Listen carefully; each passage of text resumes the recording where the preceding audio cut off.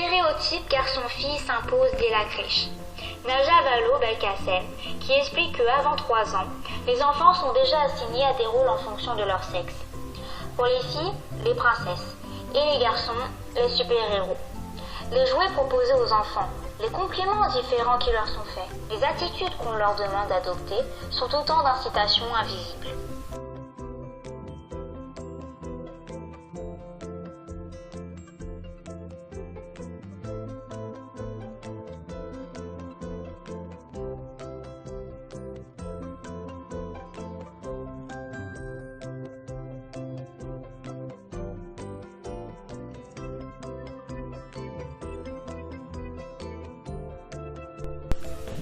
À partir de quelques observations menées, les petites filles sont moins stimulées, moins encouragées pour les activités sportives, tandis que l'apparence d'une fille est davantage l'objet des attentions des adultes.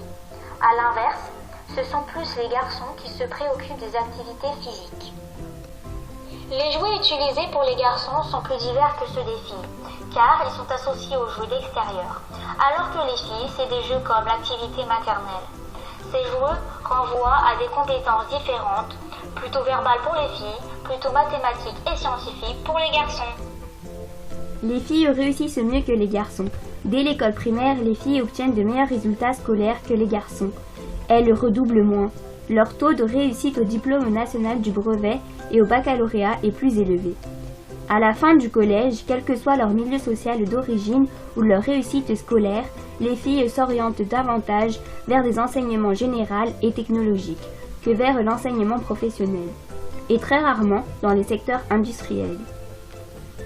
Filles et garçons continuent à se conformer à ce qui est présenté comme leur domaine réceptif et compétences dans leur schéma stéréo-professionnel fortement stéréotypé. Cette persistance des choix sexués est autant le fait des garçons que des filles. Par exemple, quand ils se jugent très bons en mathématiques, 8 garçons sur 10 vont en filière scientifique. Quand elles se jugent très bonnes en mathématiques, 6 filles sur 10 vont en filière scientifique. Si les inégalités entre les hommes et les femmes en France face à l'accès au travail se sont estompées, l'écart entre les salaires lui demeure. De même, les femmes se voient de plus en plus imposer des contrats à temps partiel.